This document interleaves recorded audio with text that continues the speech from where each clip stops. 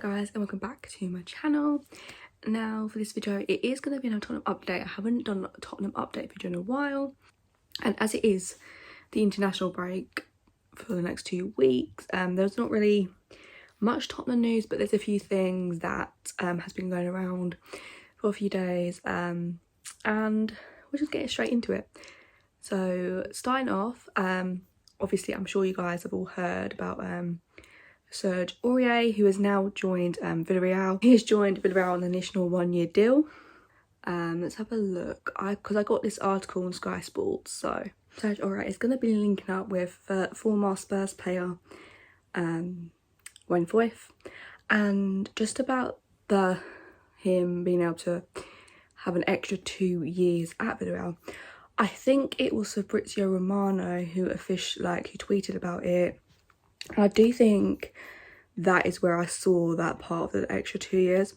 Yeah, so Fabrizio Romano tweeted out two days ago that he's joined VILLARREAL on the 1-year contract with an option until 2024. I think it could be a potentially good move for him. I feel like it might, I would say he struggled with us in the Premier League, but he just never really hit his best form, and his consistency was a bit off. So I do feel like VILLARREAL potentially could end up being a good move for him, and I wish him all the best. Moving into the Harry Winks news. So I've just got this article from the Daily Mail. I don't know how reliable it is, but here we go.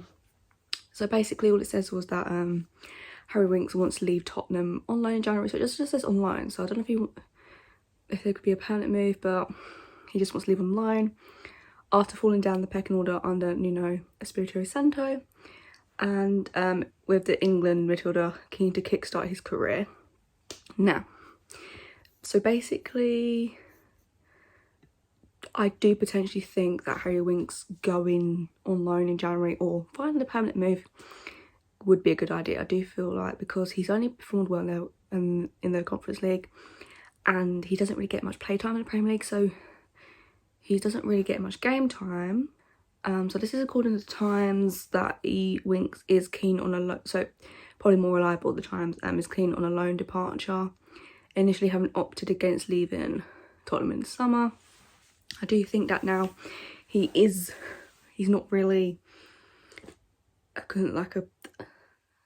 player that has appearances often, so I do think a loan move potentially would be a good idea. Obviously I would have preferred a permanent move, like someone just gone, or this January transfer window, but I do feel like a loan is probably more realistic.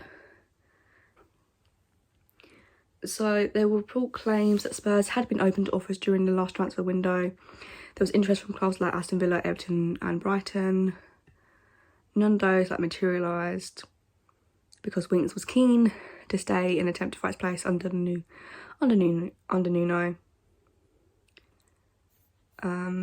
And also says here that Winks will hope a Tottenham exit, or at least a temporary one, will help kickstart his career. And he is open to a move abroad, so I do feel like that gives us more options to potentially move him on, or initial loan move. This is probably best for Spurs and best for Winks, because if he wants to get back into the England squad, then he ain't gonna do it at Tottenham, because he has so many players in front of him that are much better. And you know, so let's just hope that that a potential deal does go through, because I do feel like Winks moving on in January on loan, whether it be permanent loan, whatever, just getting him out of the club would be good, and I'm here for it. Moving on to the next bit of news. Toby Dier has actually been talking Tottenham, and this is an article from in the Standard. He's just been talking about his 6 years at Tottenham, Pochettino's exit, and also the breakup of a special team. So that's basically just a title. So if we just run through some of Toby's comments. So he says, no, I don't think the club can regret anything. I think they did wonderful. You don't know all the things that happen in the club. It's not Football Manager. I know for sure that Daniel Levy gave 100% for the club. That could be debatable. It's good they're not happy with where they are now. The structure is there to be one of the biggest clubs in the world. Maybe they need some more time. Again, debatable. I know in football there's no time, but I don't think the club should have done anything else. How many times do you see clubs invest too much and then they're in trouble? Spurs know what it is to be healthy. Of course, it will be always said no silverware, and I understand that, but it's a wonderful period in Spurs history. I think the fans will enjoy thinking about it. Just with those, I can't really agree on the Daniel Levy comments, because we just know that what we've seen, him not backing Pochettino and the whole Super League staff, that it's just, I can't agree with Daniel Levy giving 100%, because that's not given. I feel like 100% would have been about just the team, but he's more worried about the money coming into the club, which is understandable. He's a businessman and all that, but he also does need to think about the team on the pitch and not just the stadium and everything else. So that, I get both sides basically. And he's also been speaking about that Champions League semi-final. He said, we will finish 2-0 down in the total 3-0. If you think about it, where do we get hope from there? But Pochettino said we have to change. We go all or nothing. When I think about it now, it's like 3-0, impossible. But for some reason, we're like, yeah, let's go. It was very special. I think one of the best games in the history of football. Have to agree there. Speaking about Pochettino's exit, he says the news came as a big shock. But with hindsight, he feels the curtain really came down on Pochettino's reign with the defeat to Liverpool in the Champions League final. That would have been a trophy for our golden generation, yeah. With the money spent, almost nothing in the way we played, it would have been an unbelievable achievement, especially if you saw the team we beat. Yeah, I have to agree with that, and it's just sad it didn't work out like that. Moving on, afterwards the tank was empty. After a couple of seasons, it was one too many. When I look back now, we needed a bigger break to really have decided to go again. The disappointment was too fresh. Yeah, I could see that, because it was June, wasn't it? And then, yeah, I think getting to that Champions League final was really was a blessing and a curse, to be honest. I think that obviously getting to our first Champions League final is amazing and for history and stuff. But obviously not winning it, that is going to have a really massive effect. And I feel like that was the cause of our downfall. But I do feel like there was a bit happening before that. But I don't know. I do think that's where most of the problems started. And yeah, I don't know how you'd come out from that. I think because it wasn't long before a new season started, and it's sort of like, well, we lost that, so what are we going to do now? What are we going to do different? It was the same for everyone, even Poch. A manager's career is different, but the opportunity of Champions League final was rare. Have to agree with that. I know for sure he loves Spurs. Even to this day, and to achieve it with the club at the time would have been maybe the biggest achievement ever in Spurs history. Yep, getting to our first Champions League final and then winning it would have been massive. So it is logical. He needed time to refresh himself and get decided to go again. Agreed. I do. As much as I'm I really, really didn't want to be sacked at the time, but the way things were going, you probably have to say that it was needed at the time, but only because Daniel Levy put us in that position. Because if he did refresh the squad, rebuilded it when we officially really needed it, then Pochettino getting sacked wouldn't have happened. Can't say for certain, but I could be 99.9% sure that situation would not have escalated into what it did. How the team was close to achieving things, and this is what Toby has said. The team was so close. You get close because the Pochettino way is not the easy way. You work so hard every day. Days off are very, very rare. You get the same as the arm, really. You get angry, but you get fitter. You get better. Train on, train off, you do it, and it creates a group let's do it together. So that was the feeling, especially in the seasons with lesser. I'm assuming that's the 3 seasons where we win a title race with less title race with Chelsea, and then the Champions League final.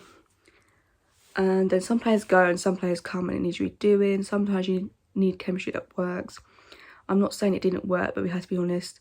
The group we had then was a very special group of friendship. Because after, I guess, the Champions League final and everything, not everyone was on the same page within the squad. So it just created this like negative, toxic feeling around the club.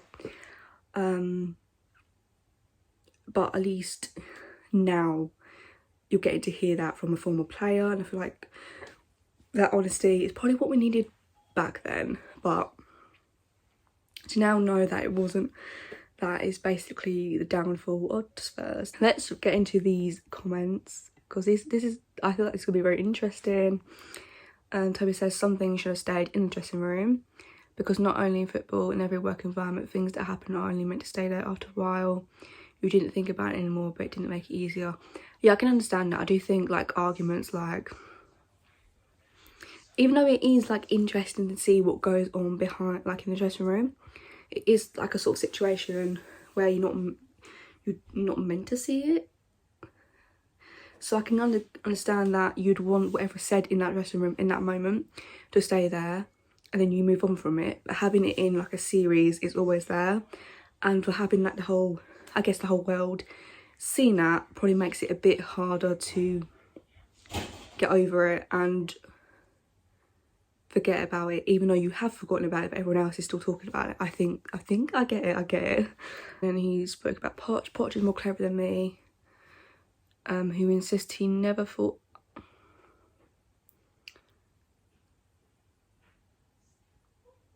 he insisted that he never thought about leaving Spurs that summer. He saw things that I didn't see. I thought we had a very good squad. Our relationship is very positive. I'm always grateful that he brought me to Spurs. He was a guy who texted and called me that I had to come. He was a guy who got the best out of me. I think we can agree with that. 100% for sure, I was most fit under him.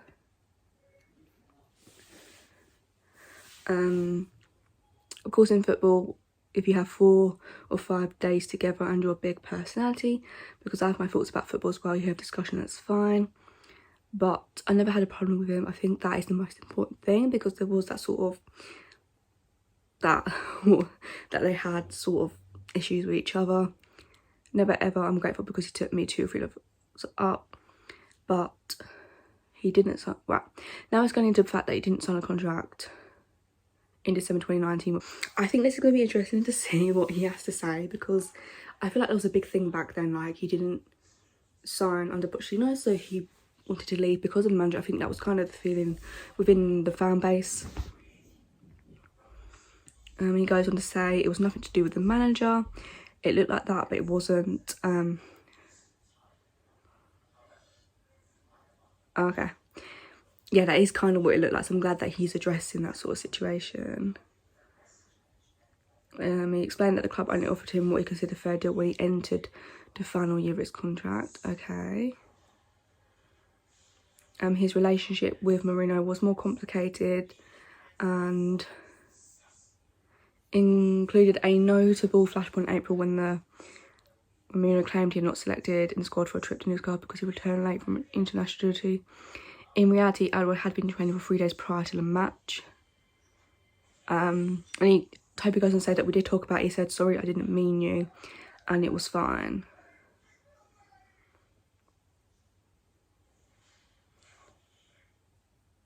Okay, I remember those comments, and it was kind of like a debate at the time, like, is he lying? Like, did he mean what he said? But if he wasn't talking about Toby, then I don't really get where Mourinho was coming from. Unless he just made a mistake, I don't know. But he goes on to say, still I think he's one of the best and proven manager. He came in a difficult period in Spurs history. Changed the stage in last Champions League final, the expectation was so high, but I learned things from him, even if I'm 30, 31, that I still use now in my game. It wasn't what we both expected maybe, but I don't want to put any blame on him. And he just goes on to speak about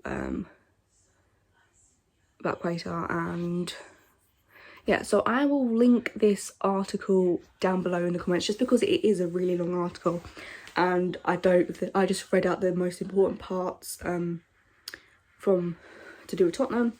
So if you do want to go read the rest of that article, there will be a link to it down below in the description. And you might have already read it, but if you haven't read it, there'll be a link down there. Now moving on to the last Tottenham news for this update. We're going to speak about Eric Dier, and he's spoken about Nuno and everything that's been going on at the club, because it's a difficult period going through. So this is another article by the Evening Standard, and this is his Dier's comment. The way we reacted to the 1-1 was really important.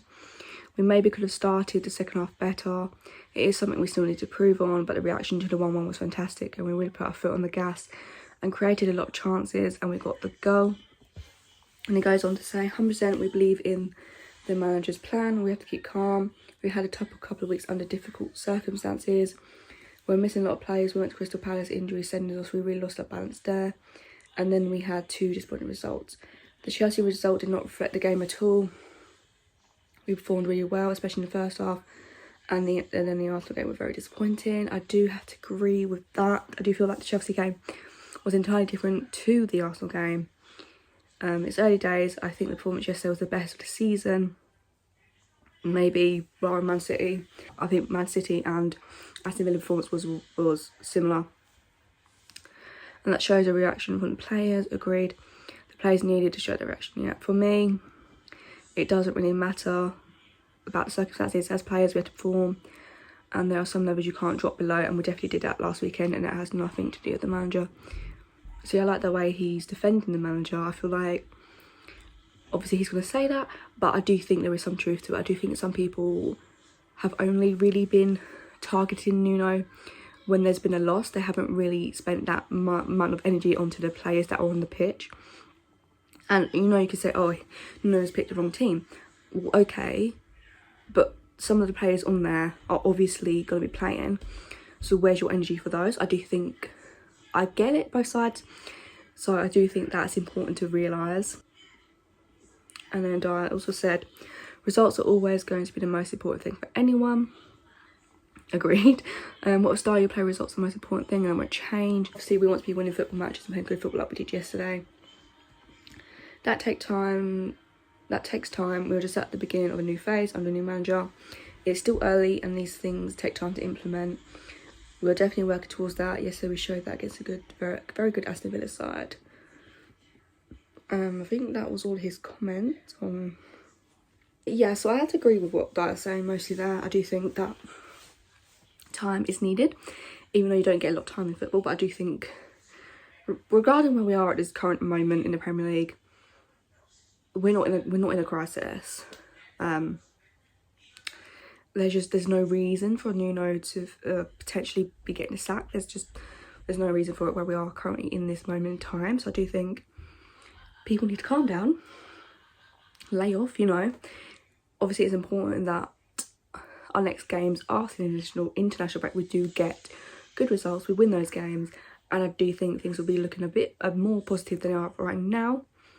But I do agree that just the whole squad, the whole team, the whole staff, deserves time to implement what he wants to become from in the squad.